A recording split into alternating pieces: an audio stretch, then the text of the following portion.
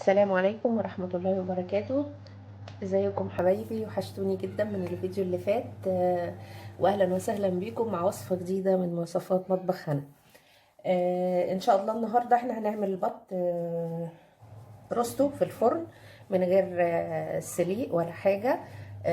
هنبتدي بس بيه كده الاول. زي ما انتم عارفين انا بحب البط بالذات والطيور دي. طبعا انا عامله فيديو تاني للبط محشي فريك برضو، هسيب لكم اللينك بتاعه في صندوق الوصف. آه، هنبتدي الاول. ده معايا كده بطايه زي ما انتم شايفين كده. ده كده اللي في الجلد ده كده مطرح شد الريش. طبعا الحجم بقى اللي انتوا عايزينه. هعمل ايه؟ هنعمل لها طبعا محلول النقع اللي احنا عارفينه. هنحط حوالي ربع كوبايه ملح بالشكل ده اهو كده. شويه خل صغيرين جدا بس عشان الزفاره، اخر حبه حتى في الازازه. وهنحط برضو معاهم ربع كوبايه سكر بالشكل ده. احنا عارفين كويس قوي ان المحلول ده بيشد اي دم واي زفاره في اي طيور، وخصوصا البط لان البط بيبقى فيه نسبه سن الزفاره يعني زي ما احنا عارفين. هنسيب البطه في المحلول ده لمده يعني مش اقل من ساعتين. وبعد ساعتين هنطلعها نشطفها كويس من المحلول ونصفيها ونعمل لها خلطة تتبيلة. هنحشيها من جوه مرتة. المرتة دي اللي هي هقول لكم عليها واحنا بنعملها. وهنسيبها متبلة من بالليل لتاني يوم. يعني انا هعمل البطارية دي بكرة الصبح ان شاء الله. زي ما انتم شايفين كده لون المية غير يعني. هو مش باينه قوي بس عشان الطبق لونه احمر. لا بس لون الميه غير. هي سحبت محلول النقع ده، سحب كل الزفاره وكل الدم اللي بيبقى عند العظم. انا هعمل ايه دلوقتي؟ انا هصفي البطه كويس جدا من الميه، احطها في مصفى. هشطفها طبعا وهحطها في مصفى. وهنبتدي نتبلها علشان احنا هنبيتها في ليلة في التلاجة. تابعوني بقى ونشوف هنتبلها ازاي والمكونات بتاعتها ايه. انا زي ما قلت لكم كده غسلت البطة زي ما انتم شايفين كده.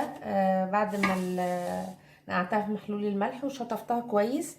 هعمل بقى انا خطوة حلوة قوي عشان قبل ما اتبلها، عشان التتبيلة توصل للاجزاء اللي بتبقى من جوه بتاع لحم البطة.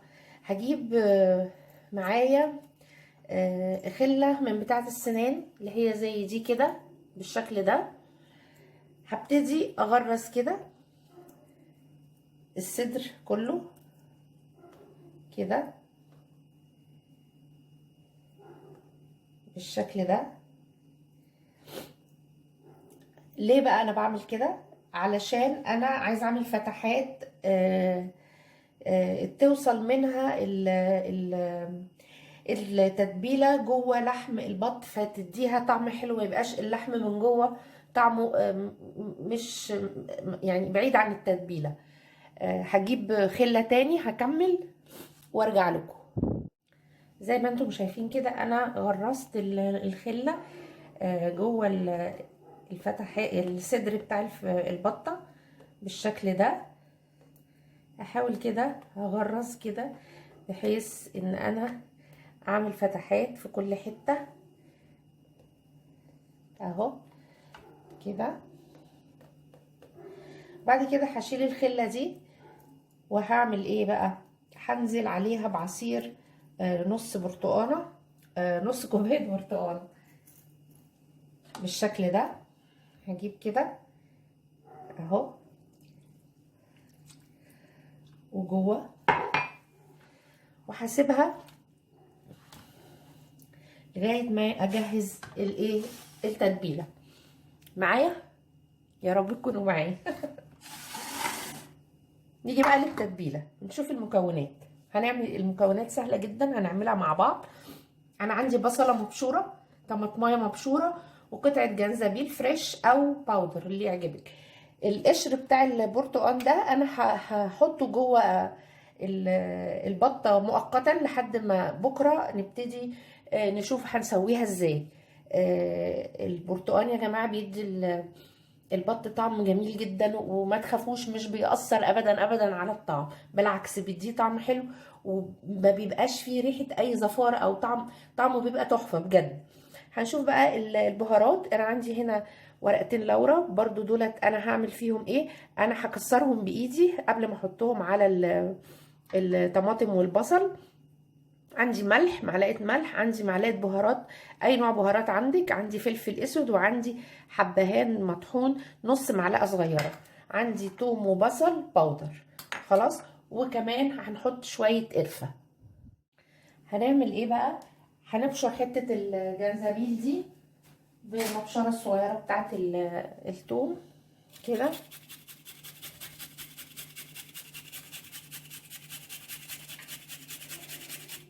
ريحته حلوه جدا، وبيدي الطيور طعم خرافه، بيخليها طعمها حلو جدا. طبعا الجنزبيل مفيد جدا يا جماعه في كل حاجه يعني، بيزود الحرق في الجسم للناس اللي عايزه تعمل دايت. هنعمل ايه بقى؟ هندعك البصله بالطماطمايه بالتوابل كلها اهو كده كده بالشكل ده. خلي دول كده على جنب. هدعك بقى كله كده مع بعض بحيث الميه البصله تنزل ميتها. مش عارفه انا متلخبطه ليه النهارده، انا عماله اقول الكلام بالعكس.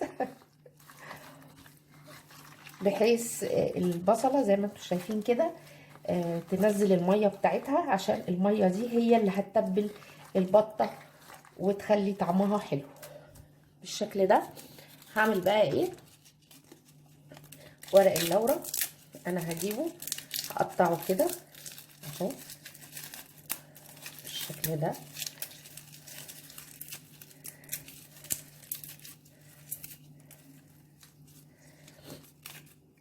بس عشان ريحته تطلع، وبرده هقلبه في التتبيله كده بالشكل ده. وابتدي بقى اتبل البطه من التتبيله دي. هاخد بقى كده اهو، هدخل طبعا جوه البطه كمان عشان تتبل من كل ناحيه.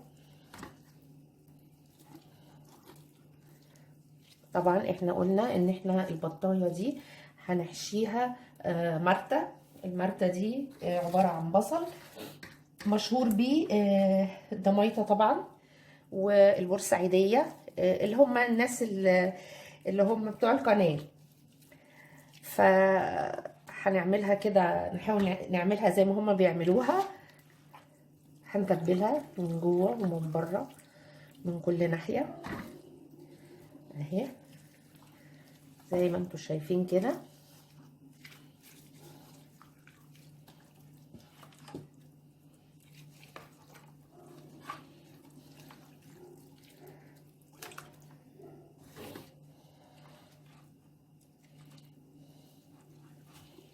البطه دي مش هتتسلق، البطه دي هتبقى روستو في الفرن.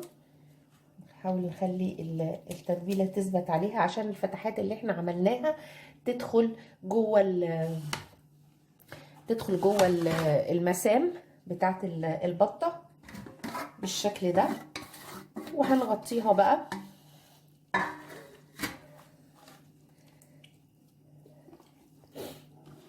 وهندخلها. انا هنقلها في الطبق ده عشان ده اكبر كده. نحط عليها بقيه التتبيله اهو كده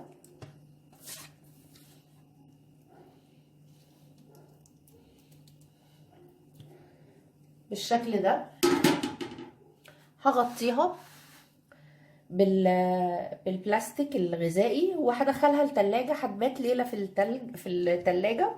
وان شاء الله الصبح هنشوف هنعملها ازاي بالمرتة، وهندخلها ازاي تستوي روستو في الفرن. تابعوني.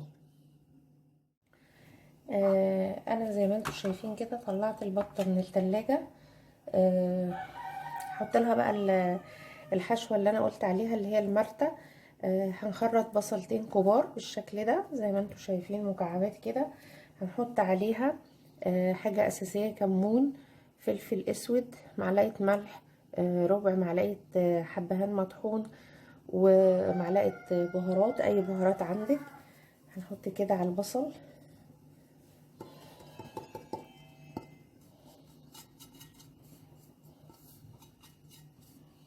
بالشكل ده. هندعك البصل، مش هندعك، هنقلب. انا مش عايزاه، عايزه البصل يبقى قطع كده فيها جوه اهو كده بالشكل ده زي ما انتوا شايفين كده. وهبتدي احشي البطه اهو، احط فيها البصل من جوه كده.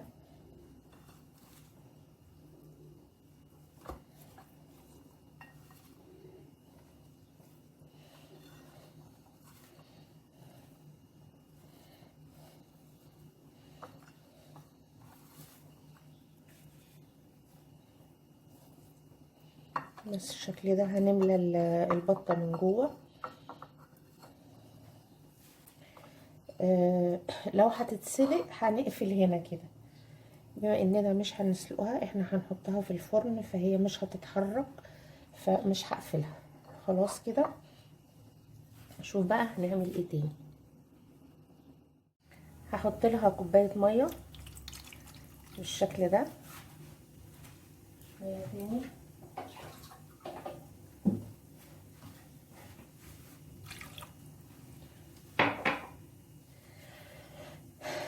هغطيها بورقه زبده وبعدين بورق فويل، ولما تستوي واجي اطلعها تحت الجريل هدهنها بفرشه صويا صوص ونقدمها. يبقى احنا دلوقتي كده اهو هنغلفها بورقه زبده علشان الفويل ما يلزقش فيها كده. الفويل اللي كانت متغطيه دي اهو.